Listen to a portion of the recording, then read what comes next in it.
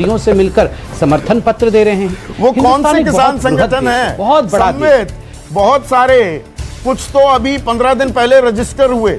GST आपने देश को समझा दिया, ताली थाली बजाना आपने देश को समझा दिया कोरोना के चलते। किसान बिलों पर ये मुट्ठी भर विपक्ष, मुट्ठी भर ही है ना, इसको भरमा रहे किसानों को, और आप समझा नहीं पा रहे है। मतलब ऐसी क्या बड़ी संवैधानिक संकट आ जाएगा कि कानूनी जामा पहना दिया एमएसपी को। बातचीत से सरकार अपने आप को कभी जुदा नहीं रखी है। नहीं, इसमें एक सेकंड के लिए तरमीम करना चाहूंगा। डॉक्टर संबित पात्रा, एक तरमीम में करना चाहूंगा।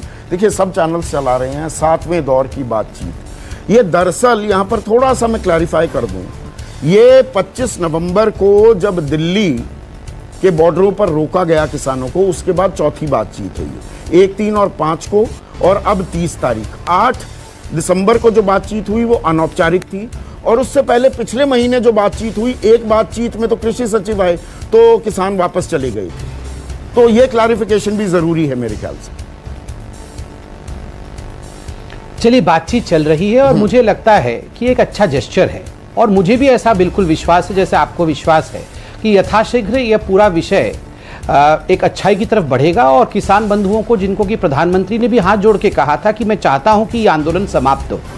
देखिए, मैं इतना ही कहना चाहता हूं, ठीक बात है, कुछ किसान बंधु जरूर हैं जो परेशान हैं, जो बातचीत कर रहे हैं, जो चाहते हैं कि तीनों बिल रिपील कर दिया जाए, अर्थात हटा दिए जाए, मगर उससे भी बड़ी संख्या है जिन्होंने समर्थन दिया है।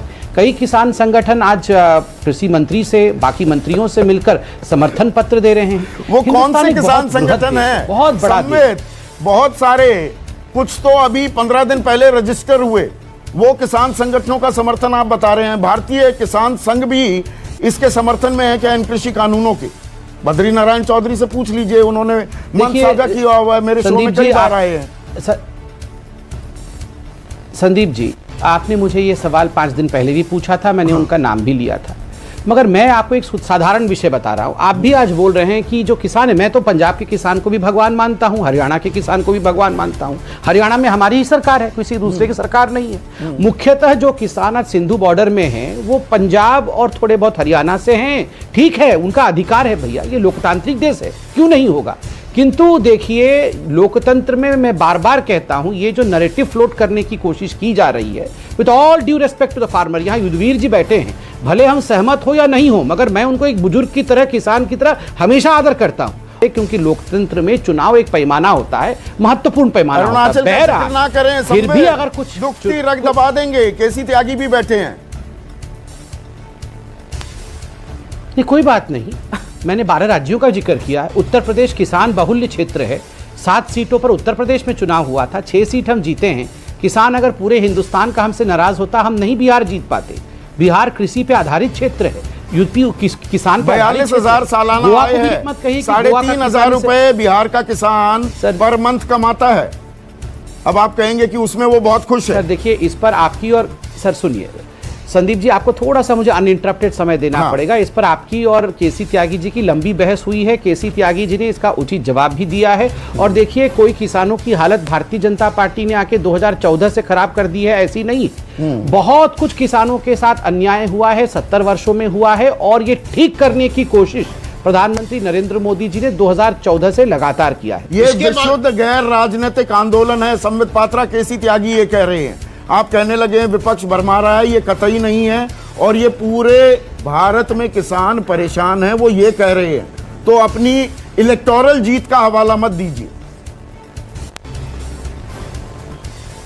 देखिए, केसी त्यागी जी ने बिल्कुल सही कहा, मैं एक पॉलिटिशियन हूं, और पॉलिटिशियन इलेक्टोरल जीत की बात करेगा। जिस प्रकार की यहाँ एक नैरेटिव सेट करने की कोशिश कुछ लोगों द्वारा की जा रही है कि हमने पूरे हिंदुस्तान के किसानों का जो है बहुत बदतर हाल कर रखा है, तो 3,000 villages, but the Akalis cancelled it. हम रिलायंस को लेकर आए थे, इससे किसानों का बहुत कल्याण हो जाता, किंतु रिलायंस को घुसने नहीं दिया अकालियों ने। ये अकाली बदमाश है, ये कैप्टन अमरिंदर सिंह कह रहे हैं। बहुत गंभीर आरोप लगा रहे हैं। एक मिनट, रिलायंस के टावर थे, इसको तोड़ दो। संबित, बहुत गंभीर आरोप लगा रहे हैं, और सुप्रिया से ये सीधा सवाल मैं पूछने वाला हूं, लेकिन मैं एक बीच में इंटरजेक्शन कर रहा हूं। आप कहते हैं कि नहीं, प्रधानमंत्री ठीक कह रहे हैं, भरमा दिया। आप देश को नोटबंदी 50 दिन तक लाइनों में खड़े रहने के लिए आपने देश को उत्साहित कर दिया, समझा दिया। जीएसटी आपने देश को समझा दिया, ताली थाली बजाना आपने देश को समझा दिया। कोरोना के चलते लोग देह दूरी बनाए रखे, घर में भी, अपने घरबंदी में भी रहे, और किसान बिलों पर ये मुट्ठी भर विपक्ष, मुट्ठी भर ही है ना, 50-55 है, कितने हैं सांसद कांग्रेस के, ये पूरे देश को भरमा रहे किसानों को, और आप समझा नहीं पा रहे। इसका जवाब आप चाहें तो मैं दे दूंगा, 10 सेकंड लूंगा, ज्यादा नहीं लूंगा।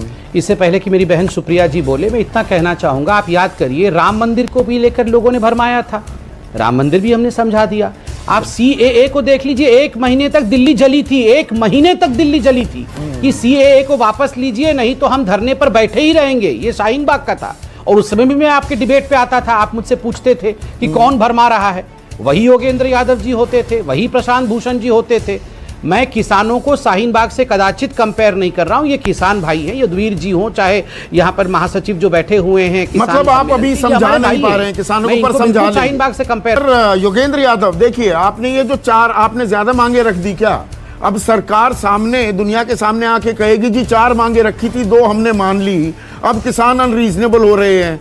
आपकी जो मुख्य मांग थी, अब आप उसे पूंछ और हाथी की तुलना करते रहिए। सरकार कहेगी देखिए 4 मांग थी, 2 मांग हमने मान ली। अब ये किसान अभी भी अड़े हुए हैं। 4 मांग नहीं थी संदीप भाई, एजेंडा के 4 आइटम एक है। मतलब ऐसी क्या बड़ी संवैधानिक संकट आ जाएगा कि कानूनी जामा पहना दिया एमएसपी को? देखिए संदीप भाई, इसी विषय को लेकर बातचीत चल रही है। अगर आपने ठीक कहा, 72 सालों तक पहनाया नहीं, तभी कांग्रेस पार्टी का ये हाल है। मतलब आपने भी आज माना कि कांग्रेस पार्टी ने एक आंसू तक किसान के कभी नहीं बहाया, और एक लंबे समय तक बीजेपी कांग्रेस नहीं, और आज मैं शुक्रिया करता हूं प्रधानमंत्री नरेंद्र मोदी का कि कम से कम प्रधानमंत्री नरेंद्र मोदी किसान। मैं संदीप भाई कंप्लीट तो कर लूं? हाँ प्लीज। देखिए, मुझे तो आश्चर्य लग रहा है कि देखिए, हाँ संदीप भाई, मैं इतना ही कहना चाहता हूं कि ठीक है, आंदोलन हो रहा है कि एमएसपी को कानूनी जामा पहनाया जाए। ये आंदोलन का इन 3 बिलों से क्या विषय है? कानूनी जामा तो पहले भी नहीं था, कानूनी जामा पहले ये 3 के समय भी नहीं थे ना, और हो सकता है कल को हो जाए जब बातचीत होगी। ना, ये बड़ी सिंपल सी बात है, इसमें कोई कॉम्प्लिकेशन नहीं है। पहले ये 3 कानून नहीं थे संवेद। अब इन 3 कानूनों से किसानों को लगता है मंडी व्यवस्था खत्म हो जाएगी, सारा कृषि क्षेत्र निजी कारोबारियों के हवाले हो जाएगा, एपीएमसी खत्म हो गई तो एमएसपी पर कोई खरीदेगा नहीं, इसीलिए वो कह रहे हैं एमएसपी को कानूनी जामा पहना दो। बड़ी सिंपल सी बात है, इसको कॉम्प्लिकेट मत कीजिए। देखिए, ये इन्हीं जो शंकाओं को लेकर जो बातचीत हुई है, उसमें बहुत सारे आश्वासन दिए गए हैं, जो कि रेफरेंस पॉइंट नंबर 5 में भी लिखा हुआ है। मैं बार बार उसे पढ़ना नहीं चाहता हूं।